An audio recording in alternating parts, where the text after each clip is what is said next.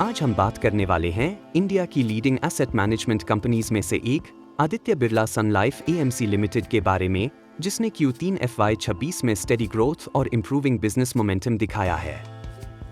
हाल ही में कंपनी का earnings call आया है और इस कॉल में मैनेजमेंट ने म्यूचुअल फंड इंडस्ट्री आउटलुक से लेकर कंपनी स्पेसिफिक ग्रोथ स्ट्रैटेजी तक कई महत्वपूर्ण इनसाइट्स साझा किए हैं। सबसे पहले अगर हम मैक्रो एनवायरनमेंट को समझें तो मैनेजमेंट के अनुसार ग्लोबल इकोनॉमी अभी स्टेबलाइजेशन फेज में है, जहां ग्रोथ लगभग 3.2% के आसपास है और इन्फ्लेशन धीरे धीरे नॉर्मलाइज हो रही है। वहीं इंडिया की इकोनॉमी स्ट्रॉन्ग पोजीशन में है, जहां FY26 में लगभग 7.4% जीडीपी ग्रोथ और लो इन्फ्लेशन का एनवायरनमेंट बना हुआ है।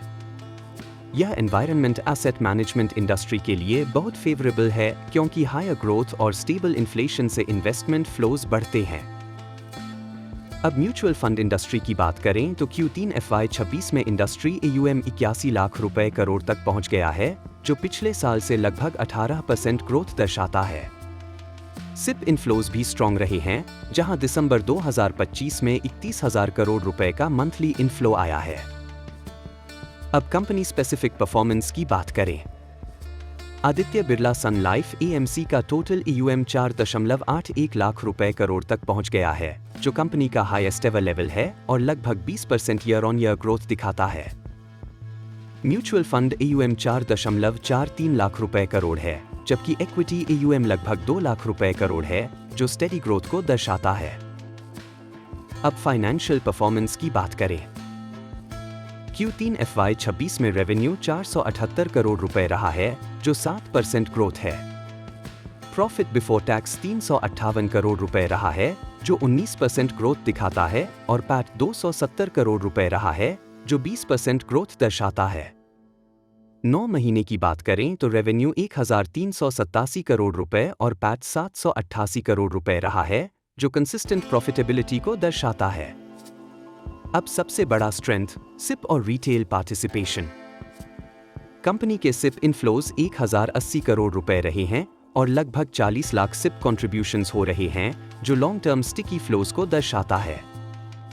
अब ग्रोथ ड्राइवर्स को समझते हैं। सबसे पहला ड्राइवर है इंप्रूविंग फंड परफॉर्मेंस। मैनेजमेंट का कहना है कि पिछले 1.5 साल में फंड परफॉर्मेंस सिग्निफिकेंटली इंप्रूव हुई है और अब यह 3 ईयर परफॉर्मेंस में भी रिफ्लेक्ट होने लगी है, जिससे फ्यूचर इनफ्लोज बढ़ने की संभावना है। दूसरा ड्राइवर है alternate business growth. PMS, AIF और एडवाइजरी बिजनेस ने मैसिव ग्रोथ दिखाई है, जहां AUM 3,853 करोड़ रुपए से बढ़कर 32,663 करोड़ रुपए तक पहुंच गया, यानी लगभग 8x ग्रोथ। यह हाई मार्जिन सेगमेंट है और फ्यूचर प्रॉफिटेबिलिटी को बूस्ट करेगा। तीसरा ड्राइवर है पैसिव बिजनेस। ETF और पैसिव प्रोडक्ट्स में स्ट्रॉन्ग ट्रैक्शन है, जहां AUM 38,600 करोड़ रुपए तक पहुंच गया है और 28% ग्रोथ दिखा रहा है।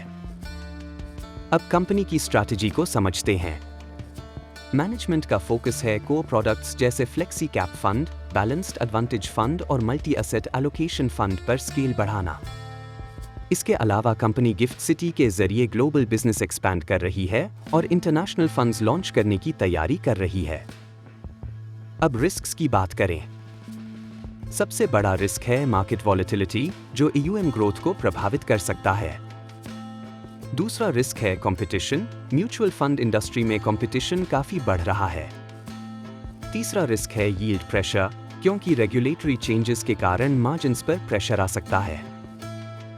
लेकिन मैनेजमेंट का कहना है कि यील्ड इंपैक्ट मिनिमल रहेगा और अल्टरनेट बिजनेस ग्रोथ से मार्जिन सपोर्ट मिल सकता है। अब ओवरऑल कंक्लूजन की बात करें। Aditya Birla Sun Life AMC एक स्टेबल, कैश जनरेटिंग बिजनेस है, जहां long term growth SIP inflows, alternate assets और इंप्रूविंग फंड परफॉर्मेंस से ड्रिवन होगी। अगर कंपनी फंड परफॉर्मेंस सस्टेन रखती है और अल्टरनेट बिजनेस स्केल करती है, तो यह लॉन्ग टर्म कंपाउंडिंग स्टोरी बन सकती है। यह वीडियो केवल शैक्षणिक उद्देश्यों के लिए है।